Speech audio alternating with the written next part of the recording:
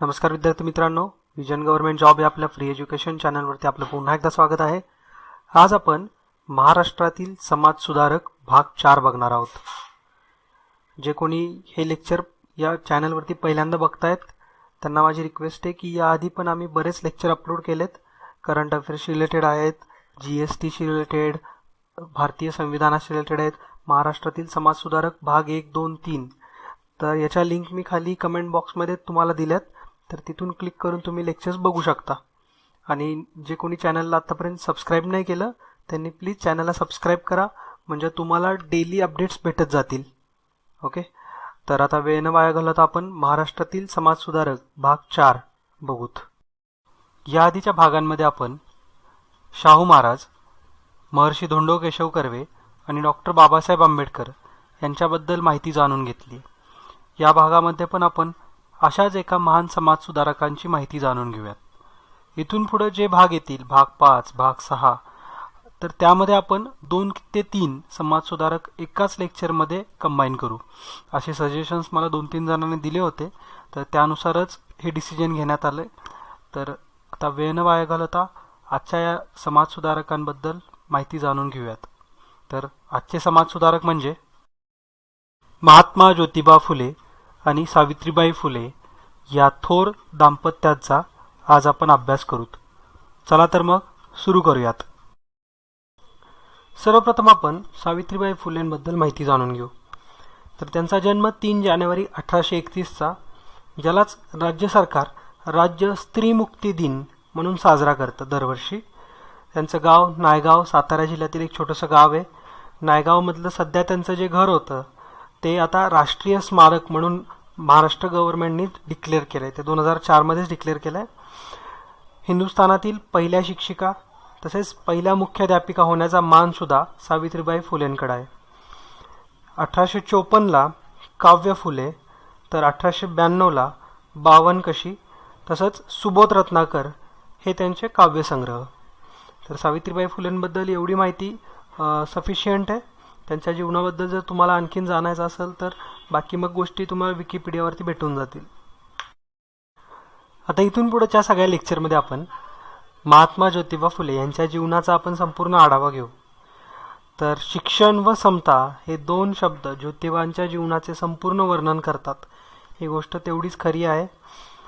विद्येविना मती गेली, मतीविना नीती गेली, नीतीविना गती गेली, गतीविना वित्त गेले, वित्तविना शूद्र खचले, इतके अनर्थ एका अविद्येने केले. हे त्यांच्या पंक्ती या शेतकऱ्यांचे असूड या पुस्तकातल्यात. महात्मा ज्योतिबा फुलेंच्या जीवनक्रमाचा विचार केला तर त्यांचा जन्म 11 एप्रिल 1827चा पुण्यातला. त्यांचं मूळ गाव साताऱ्यातील कटगुण. त्यांचं पूर्ण नाव ज्योतिबा गोविंदराव फुले. आईंचं नाव चिमणाबाई. चिमणाबाईंचं निधन ज्योतिबा 1 वर्षाचे असतानाच झाले होते, त्यामुळे ज्योतिबांचा पूर्ण सांभाळ हा त्यांच्या आत्या सगुणाबाई यांनी केला. ज्योतिबांच्या आजोबाचं नाव शेरीबा. हे शेरीबा व्यवसायाने माळी होते आणि त्याच्यामुळेच त्यांना फुले हे आडनाव भेटले. शेरीबांचं किंवा ज्योतिबा फुलेंचं खरं आडनाव गोरे होतं, पण शेरीबा व्यवसायाने माळी असल्यामुळं त्यांना फुले हे आडनाव भेटले. ज्योतिबांचा शैक्षणिक कालखंडाचा विचार केला तर 1834 ते 1838 हे त्यांचा प्राथमिक शाळेचा कालखंड, की ज्याच्यामध्ये पंतोजींच्या मराठी शाळेत त्यांचं सगळं शिक्षण झालं. सार्वजनिक काका व रा गो भांडारकर हे त्यांचे वर्गमित्र होते. ज्योतिबांचं लग्न 1840मध्येच वयाच्या 13व्या वर्षी झालं. सावित्रीबाई त्या वर्षी 9 वर्षाच्या होत्या. 1847ला लहुजी उस्ताद मांग यांच्याकडून नेमबाजी व दांडपट्टा याचे प्रशिक्षण त्यांनी घेतले. थॉमस पेन यांच्या राईट्स ऑफ मॅन या पुस्तकांचा त्यांच्या मनावरती भलताच प्रभाव होता. तसंच संस्कृतमधल्या वज्रसूची हा ग्रंथसुद्धा त्यांनी वाचला होता. आपण याआधी पण बघितले की समाजसुधारकांच्या जीवनामध्ये अशी काहीतरी एक घटना होती की त्या घटनेतून त्यांचे पूर्ण जीवन बदलून जातं. तर अशीच घटना 1848ला ज्योतिबा फुलेंसोबत झाली. ते एकदा त्यांच्या मित्रासोबत, ब्राह्मण मित्रासोबत त्यांच्या वसाहतीवर गेले होते. तर त्या वसाहतीवरती गेल्यावर सगळ्या ब्राह्मण मुलांनी त्यांचा माळी समाजाचा असल्यामुळं खूप अपमान केला आणि या अपमानामुळंच त्यांच्या जीवनाला एक कलाटणी भेटली. आता इथून पुढे आपण त्यांनी केलेले कार्य थोडक्यात बघू. ज्योतिबांच्या कार्याची सुरुवात ही 3 ऑगस्ट 1848 झाली. त्यांनी हिंदुस्थानातील पहिल्या मुलींची शाळेची स्थापना पुण्यातल्या बुधवार पेठेतल्या भिड्यांच्या वाड्यामध्ये केली. या शाळेच्या स्थापनेसाठी त्यांना नगरच्या मिस फरार या स्कॉटिश शिक्षिकेकडून प्रेरणा भेटली होती. त्यानंतर त्यांनी 2री शाळा, 3री शाळा, 4थी अशा बऱ्याच शाळा त्यांनी स्थापन केल्या. तर इथं डेट वगैरे सगळं मेन्शन केले. हे एक्झाममध्ये येत नाही डेट्स वगैरे, बट हे तुम्हाला माहिती असं तुम्ही ॲनालिसिस करा की त्यांनी किती कमी वर्षामध्ये, किती कमी दिवसांमध्ये किती मोठं कार्य केलं आहे. तर हे फक्त त्याच्यासाठी राखलेलं आहे. एक्झाममध्ये डायरेक्टली डेट वगैरे विचारत नाहीत कधीच. महात्मा ज्योतिबा फुलेंच्या जीवनातली महत्त्वाची घटना म्हणजे अस्पृश्यांसाठी त्यांनी पहिली शाळा 19 मे 1852 साली वेताळपेठ येथे सुरू केली. या शाळेसाठी आणि या सगळ्या कार्यांसाठी त्यांना ब्रिटिशांनी दक्षिण प्राईज फंडच्या सहाय्याने दर महिन्याला 25 रुपये असा निधी पण दिलाय.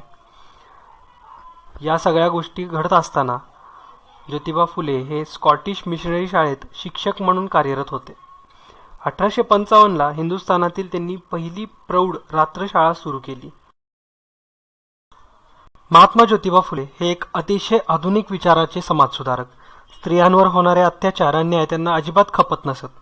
त्यांनी 8 मार्च 1860ला पहिला पुनर्विवाह घडवून आणला. हिंदुस्थानातील पहिले बालहत्या प्रतिबंधक गृह त्यांनी स्वतःच्या घरीच सुरू केलं. त्यानंतर त्याची शाखा पंढरपूर येथे पण स्थापन केली. काशीबाई या एका महिलेचा त्यांनी मुलगा दत्तक घेतला. त्याच मुलाला त्यांनी यशवंत असं नाव दिलं आणि हाच यशवंत पुढं जाऊन डॉक्टर सुद्धा झाला. शेरावी जातीतील पहिला विधवा पुनर्विवाह त्यांनी गोखलेंच्या बागेत पुण्यात घडवून आणला. न्हाव्यांचा संप तळेगाव व ओतूर हे पुण्याजवळील गावात त्यांनी घडवला. हा संप ह्याच्यासाठी होता कारण विधवा झाल्यानंतर स्त्रियांचे केश वपन जे केलं जातं ते करू नये, ह्याची जनजागृती व्हावी, यासाठी त्यांनी न्हाव्यांना पटवून दिलं आणि त्यानुसार न्हाव्यांनी स्वतःहूनच संप केला. महात्मा ज्योतिबा फुले यांच्या कार्यामध्ये आणखीन भर म्हणली तर राजगडावरती छत्रपती शिवाजी महाराजांच्या समाधीचा जीर्णोद्धार सुद्धा त्यांनी केला. 1868ला अस्पृश्यांना घरातील पाण्याचा हौद त्यांनी खुला केला. त्यावेळेस अस्पृश्यांसाठी पाणी ही फार मोठी समस्या होती. हीच समस्या दूर होण्यासाठी त्यांनी स्वतःच्या घरातल्या पाण्याचा हौद सुद्धा खुला केला. त्यानंतर सत्यशोधक समाजाची स्थापना त्यांनी 24 सप्टेंबर 1873 केली. हे सगळं सामाजिक कार्य सुरू असताना ज्योतिबा आणि सावित्रीबाईंना बऱ्याच यातना सहन कराव्या लागल्या. स्वतःच्या वडिलांनी सुद्धा ज्योतिबांना घराबाहेर हाकललं होतं.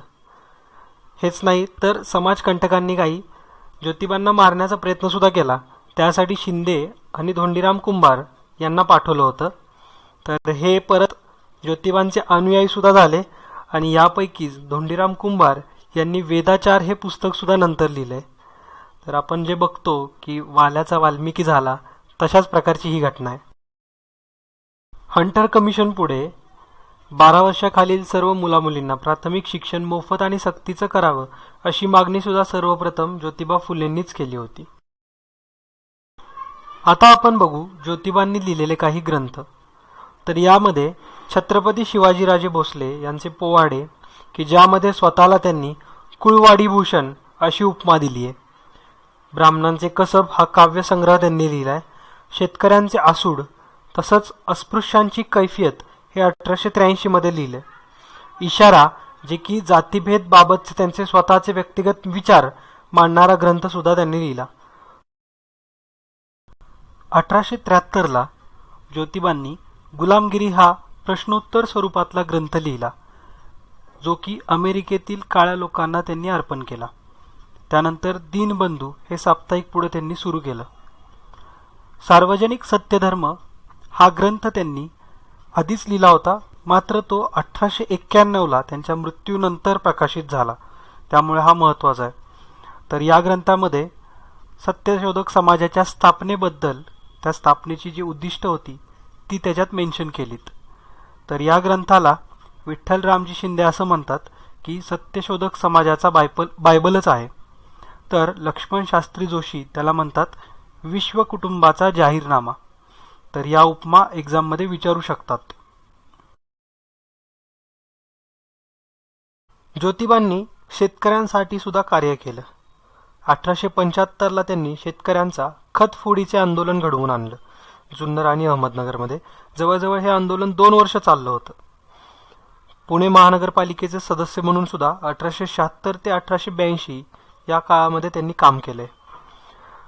ज्योतिबांची एक कंपनी पण होती, त्यामध्ये हरी शिंदे आणि कृष्ण भालेराव. तर कमर्शियल अँड कॉन्ट्रॅक्टिंग असं त्या कंपनीचं नाव होतं. पुण्यातलं खडकवासला धरण बांधण्यात या कंपनीचा मोठा सहभाग आहे.